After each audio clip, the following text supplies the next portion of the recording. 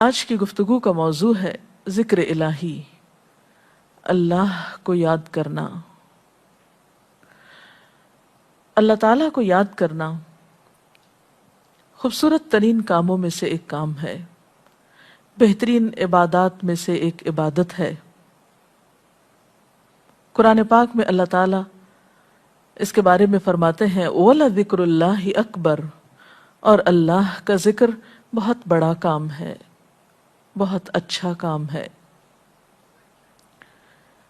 حقیقت یہ ہے کہ انسان جس چیز سے محبت کرتا ہے اس کو ضرور یاد کرتا ہے، اس کا ذکر کرتا ہے، دل ہی دل میں بھی اور زبان سے بھی، کیونکہ جس چیز کی محبت انسان کے دل میں ہوتی ہے وہ چیز زبان پر آ کر رہتی ہے۔ یہ ہو نہیں سکتا کہ ہم اللہ تعالیٰ سے محبت کرتے ہوں، دل میں اس کو یاد کرتے ہوں، پھر زبان سے اس کا ذکر کرنا بھول جائیں۔ ذکر الہی تو بندہ مومن کی زندگی میں غیر محسوس طریقے سے شامل ہو جاتا ہے۔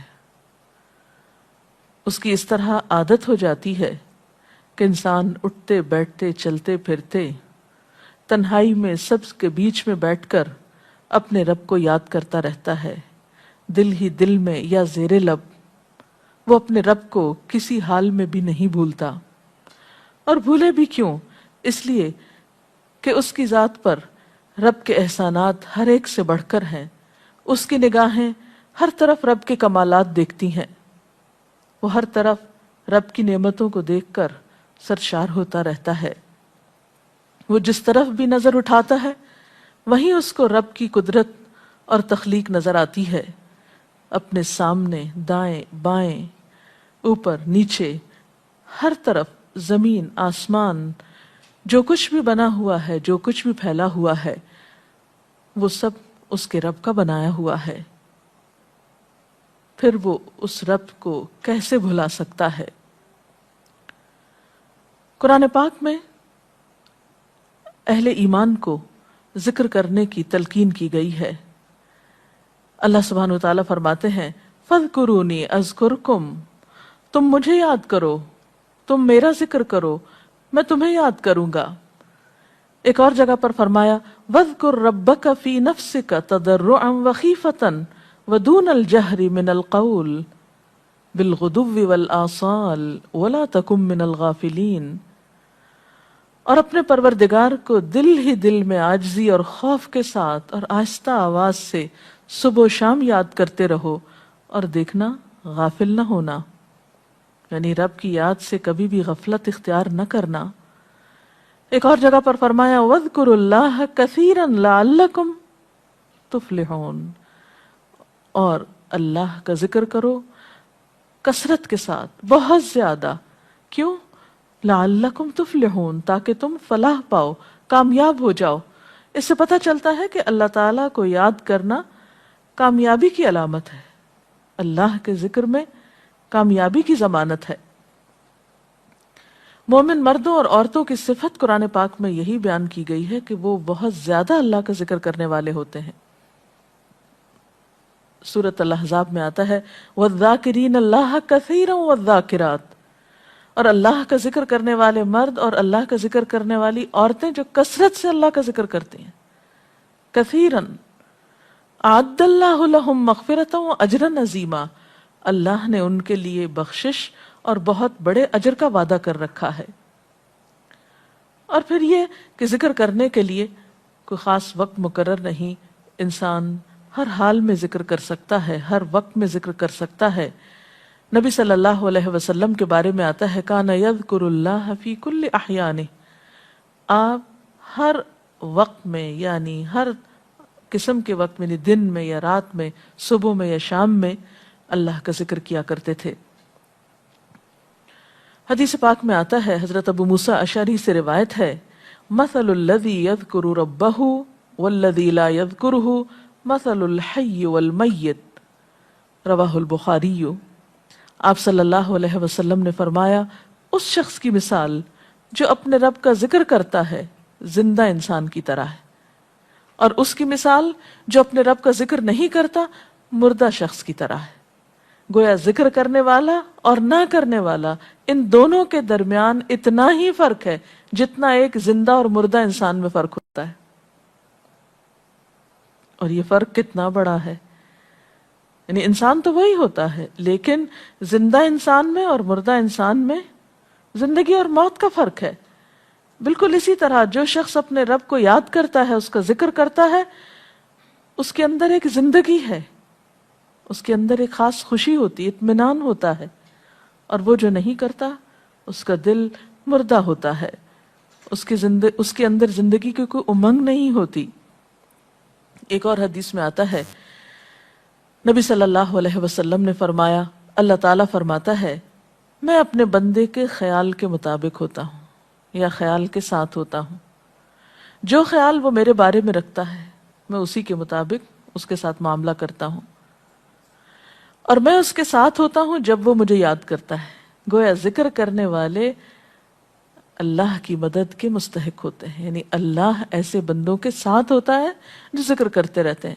اگر وہ مجھ کو اپنے دل میں یاد کرتا ہے تو میں بھی اس کو اپنے دل میں یاد کرتا ہوں، اور اگر وہ مجھے کسی جماعت میں بیٹھ کے یعنی کسی گروپ میں یعنی پبلک میں بیٹھ کے یاد کرتا ہے تو میں اس کو اس سے بہتر جماعت میں یاد کرتا ہوں، یعنی فرشتوں کی جماعت میں یاد کرتا ہوں.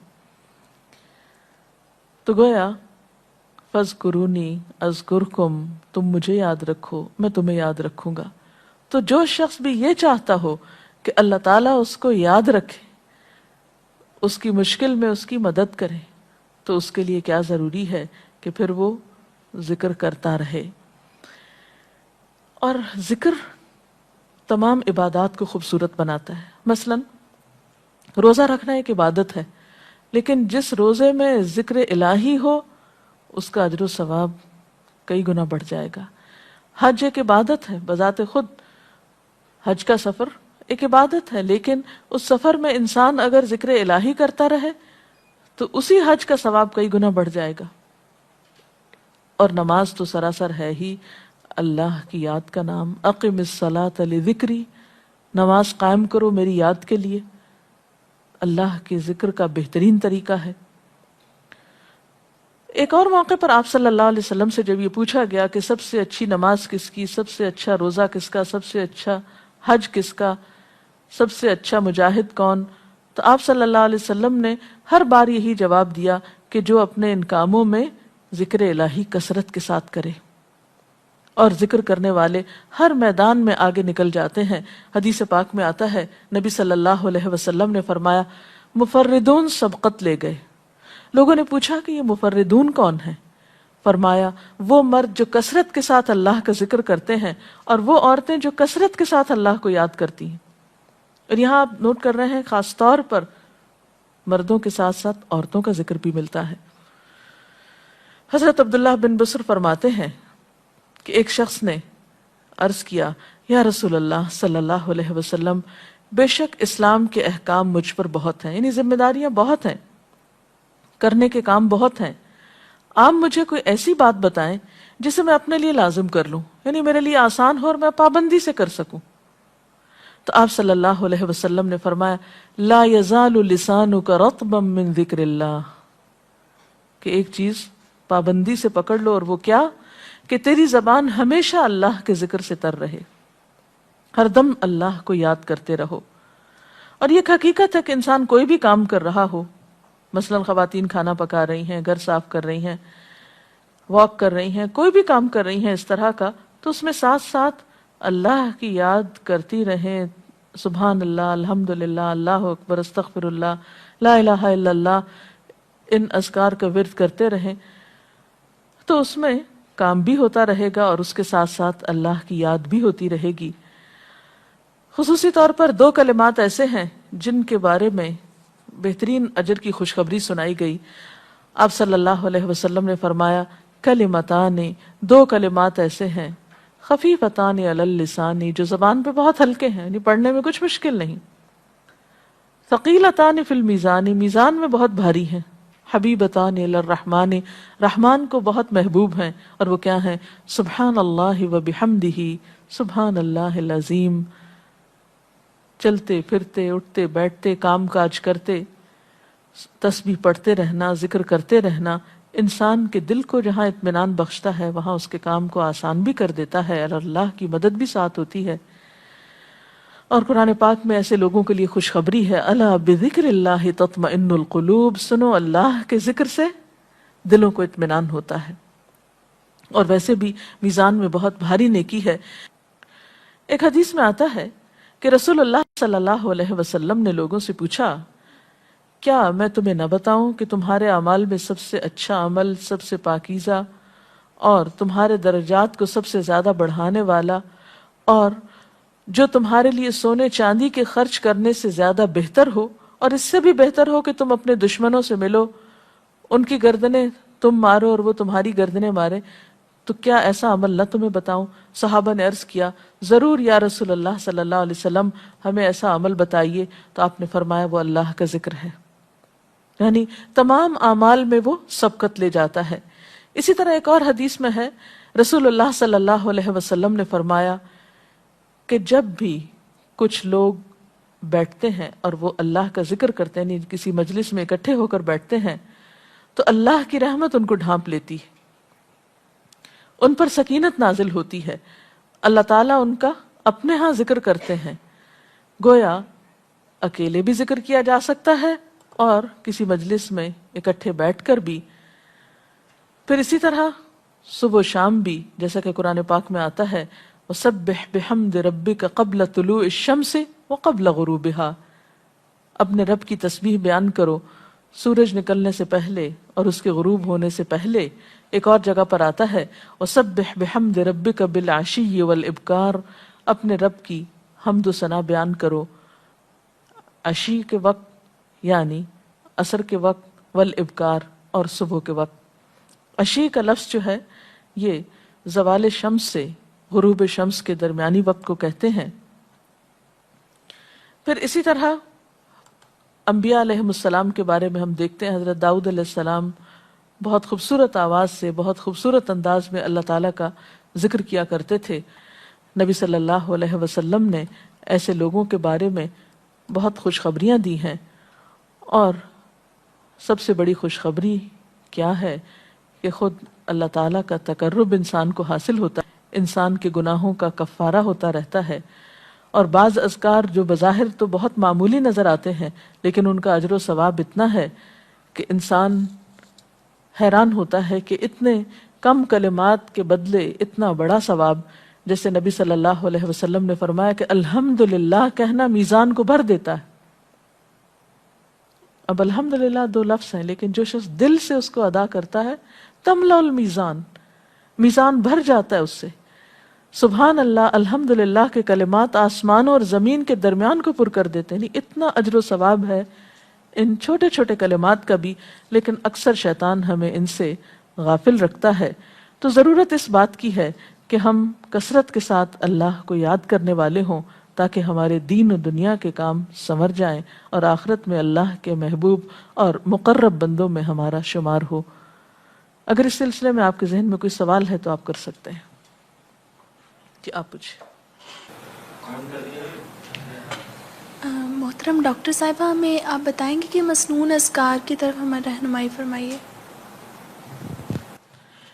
بہت سی کتابیں ایسے ہیں جس میں نبی صلی اللہ علیہ وسلم سے ہر موقع کی مناسبت سے اذکار مذکور ہیں۔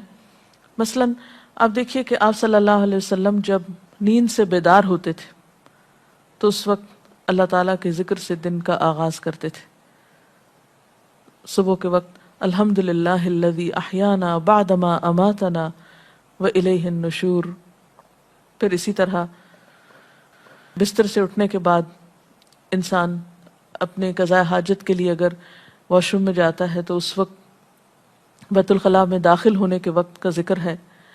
پھر بیت الخلاء سے باہر آنے کے وقت نبی صلی اللہ علیہ وسلم جب تہجد کے وقت اٹھتے تھے تو وضو سے پہلے آسمان کی طرف نگاہ اٹھا کر سورۃ آل عمران کی آخری آیات پڑھا کرتے تھے۔ پھر اسی طرح سحری کے وقت خاص طور پر استغفار کا حکم ہے۔ پھر انسان وضو کرتا ہے تو وضو سے قبل اور وضو کے آخر میں ذکر بتایا گیا، اور وضو کے آخر کا ذکر سبحانک اللہم و بحمدک اشہد ان لا الہ الا انت استغفرک و اتوب الیک کا اتنا ثواب بتایا گیا کہ ایسے شخص کے لیے جو پابندی کے ساتھ یہ ذکر کرتا ہے اس کے لیے جنت کے 8 دروازے کھل جاتے ہیں۔ پھر اسی طرح جب انسان گھر سے نکلتا ہے، مسجد کی طرف جاتا ہے، مرد حضرات، تو گھر سے نکلنے کے وقت کی دعا ہے، پھر اسی طرح راستے میں پڑھنے کی، پھر مسجد میں داخل ہونے کی، پھر مسجد کے اندر، پھر مسجد سے باہر نکلتے وقت، پھر دوبارہ گھر آتے ہوئے بازار سے اگر گزرتا ہے تو اس وقت کا ذکر ہے، پھر گھر میں داخل ہونے کا ذکر ہے، پھر اگر کچھ کھا رہا ہے انسان تو بسم اللہ پڑھ کر کھانے کا آغاز کرتا ہے اور الحمدللہ کے ساتھ پھر اختتام کرتا ہے۔